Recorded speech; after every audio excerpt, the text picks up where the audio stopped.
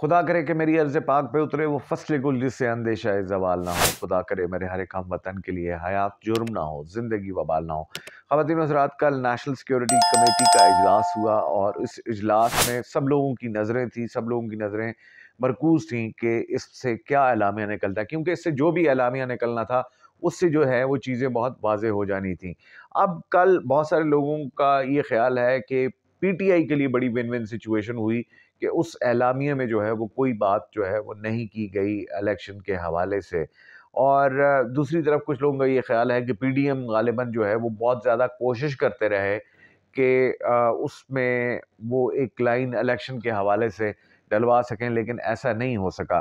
तो लेकिन ख़वातीन व हज़रात, अगर इस सारे मामले को देखें तो मामला ये है कि ये अभी भी एक रली मिली पार्टी की सिचुएशन थी, जहाँ पे वो कहा जाता है कि you scratch my back and I scratch your back, के बज़ाहिर जो है ना उन्होंने ये इलेक्शन के हवाले से लाइन डाली और ना उन्होंने जो है वो अब तक पीडीएम को जो है वो साइड लाइन करने के लिए बावजूद के सुप्रीम कोर्ट से जो है वो ऐलान आया, उस तरह के कोई कंक्रीट जो है वो मामलात जो है वो नज़र नहीं आए हैं कि जहाँ पे हम ये कह सकें कि हाँ जी ठीक है, एस्टैब्लिशमेंट जो है वो अब रूल ऑफ लॉ की अमल दरामद के लिए जो है वो पीडीएम को जो है वो फोर्स कर रही है, ऐसा भी कुछ नहीं नज़र आया।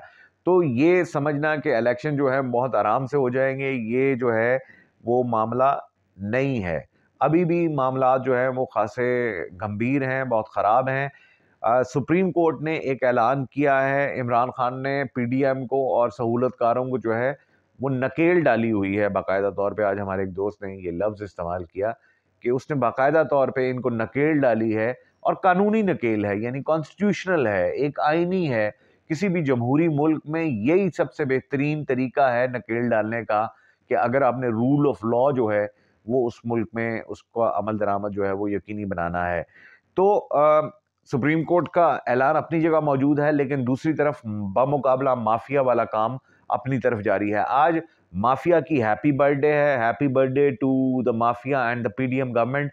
इस एक साल में आप सिर्फ क्राइटेरिया जो है वो पाकिस्तानी अवाम को देख लें, आप अपनी जेब को देख लें, आप मिडिल क्लास से हैं, लोअर मिडिल क्लास से हैं, तो आप देख लीजिए कि आपकी ज़िंदगियां कहाँ पे आ गई। गरीब का जीना जो है वो दूभर हो गया। एक साल गुजर गया और इस एक साल में क्या से क्या वाकयात हो गए। ये होता है जब माफिया जो है वो आता है। खैर, एक साल इनका गुजर गया, इनकी आज सालगिरह है, इसकी वे खुशियां मना रहे हैं। मैंने कल भी बात की थी कि मौलाना फजल रहमान का बेटा, उसके करप्शन के इंशाल्लाह बड़े केसेस जो है वो आपको अनकरीब देखने को मिलेंगे। तो सदर आरिफ अलवी ने जनाब वो जो इन्होंने सो कॉल्ड एक तरमीम करके असेंबली में वो जो भेड़ों का एक छोटा सा वो रेवड़ है, उन्होंने एक पास की तरमीम और उसको भिजवाया सेनेट में, और सेनेट के बाद सदर के पास भिजवाया, सदर ने वो वापस भेज दी नजरसानी के लिए। उन्होंने कहा कि ऐसा कोई भी गैर आइनी अमल जो है वो मैं नहीं करूँगा, क्योंकि सुप्रीम कोर्ट के पास तमाम तर इख्तियारात हैं। और आर्टिकल 2A और उसमें आगे मजीद आर्टिकल्स में ये लिखा हुआ है कि सुप्रीम कोर्ट के हवाले से आप कहीं भी बाहर से जो है वो लेजिस्लेशन नहीं कर सकते। उन्होंने जो भी फैसले करने हैं वो with in the supreme court, उनके पास ये इख्तियार है कि वो अपने लिए रूल्स एंड रेगुलेशंस जो है वो बना सकते हैं। तो वो ये वापस चला गया है उनके पास। और कुछ लोगों का ख्याल ये है कि जिस वक्त नैब के तरमीमी बिल आया था तो सदर साहब ने कुछ दिन रोका और उसके बाद सदर साहब ने साइन कर दिया था, तो इस दफ़ा भी ऐसा ही होगा। लेकिन हमारे पास खबरें ये हैं कि ऐसा कुछ नहीं होने वाला। खबरें और भी बहुत सारी हैं, जो अंदर की खबरें हैं वो भी आपके साथ अभी हम शेयर करते हैं। तो सदर साहब ने वो वापस भिजवा दिया है अभी पीडीएम के पास। और आज अब से कुछ देर पहले तक एक खबर चलती रही, मीडिया की जीनत बनी रही कि जी 10 अरब रुपया जो है वो इलेक्शन कमीशन ज़राए के मुताबिक जो है वो वजारत ख़जाना ने जो है वो इशू कर दी है। अच्छा, ये खबर जानबूझ के फ्लोट की गई। इस खबर का हकीकत से अभी तक कोई ताल्लुक नहीं है, अभी तक नहीं दिया। आईनी तौर पे, कानूनी तौर पे सुप्रीम कोर्ट के अहकामात के बाद इनको देने तो पड़ेंगे और इनको मौत भी पड़ेगी इस पे। लेकिन अभी तक 10 अरब रुपया जो है वो नहीं इशू हुआ। उसकी वजह यह है कि ईसीसी का इजलास होता है, वहां पे अप्रूवल होता है जो कि पीर को होना है, जिसके बाद जो है ये पैसे जो है वो रिलीज होने हैं। ये अगला हफ्ता बहुत ज्यादा ड्रामों का हफ्ता, ये जो है कमिंग वीक जो है वो बहुत ज्यादा इंपॉर्टेंट होता जा रहा है। उसमें और भी बहुत कुछ होने वाला है। एक प्लान इन्होंने बनाया हुआ है, वो भी आपके साथ शेयर करते हैं कि वो प्लान क्या है। अच्छा, तो वो 10 अरब अभी नहीं दिए इन्होंने। इसहाक डार साहब अब से कुछ देर पहले इस स्क्रीन पर जलवा अफरोज हुए, क्योंकि उनके लिए इस वक्त सारी स्क्रीनें खुली हुई हैं। तो उन्होंने आके कहा कि जी कुछ लोग ये कह रहे हैं कि मुझे IMF वालों ने रोका है कि आप इजलास में शिरकत नहीं कर सकते हैं, और वो अपनी सफाइयां देते फिर, चूंकि झूठे हैं इसहाक डॉलर साहब। तो वो झूठ बोलना रमज़ान से और इनसे इसमें भी इनको कोई उसके तकद्दुस का ख्याल नहीं आता। तो इन्होंने कहा कि जी मुझे IMF वालों ने नहीं रोका, मैं खुद नहीं जा रहा, वज़ीर आज़म साहब ने मुझे रोका है कि आप बचत करें, और उनकी हिदायत पे मैं नहीं जा रहा हूँ, क्योंकि इससे जो हालात हैं मुल्क के, उसमें मेरा जाना जो है वो बनता है, और मैं बचत करना चाह रहा हूँ। हालांकि 10 बंदे और जो है वो उस इजलास में जा रहे हैं। अब ख़वातीन हज़रात, मसला ये है कि इसका मतलब ये है कि अभी तक IMF जो है वो इनके साथ मामलात करने को तैयार नहीं है। असल हकीकत जो है वो ये है। तो ये इन्होंने अब से कुछ देर पहले तक ये बात की।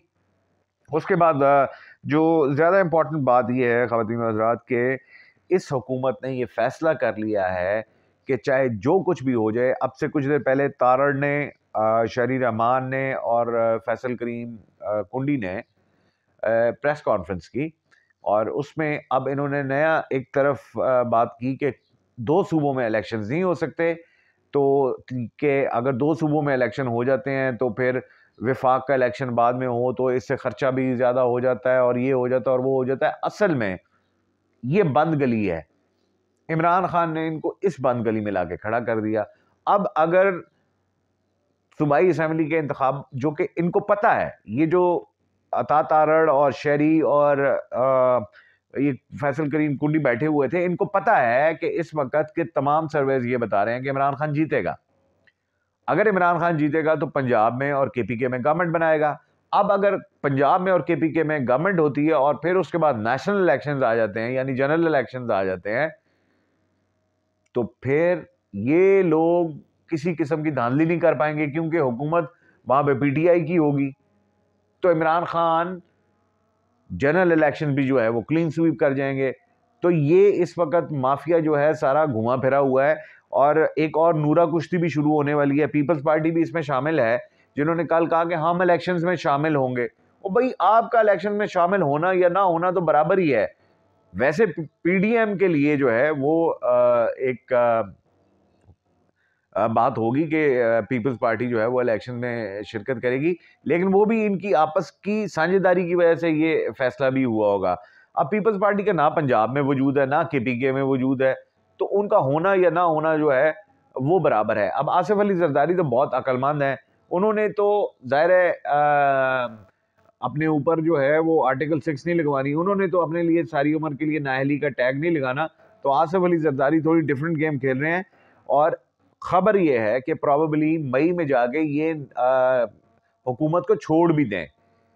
यानी एक और नूरा कुश्ती, इमरान खान हमेशा से इनके लिए लफ्ज यूज करते हैं नूरा कुश्ती, तो एक नूरा कुश्ती जो है वो चलेगी कि जी ये हुकूमत का साथ तो देंगे लेकिन हुकूमत में नहीं बैठे होंगे। तो ये इनका प्लान है पीपल्स पार्टी का, मई में जाके ये करने का, कि वो नेशनल गवर्नमेंट से जो है वो निकल आएंगे। दूसरी तरफ एक मरतबा फिर फवाद चौधरी ने पाकिस्तान की इस्टेब्लिशमेंट को, इस मौजूदा करप्ट PDM को, ये दोबारा बात की है कि आप अपने लिए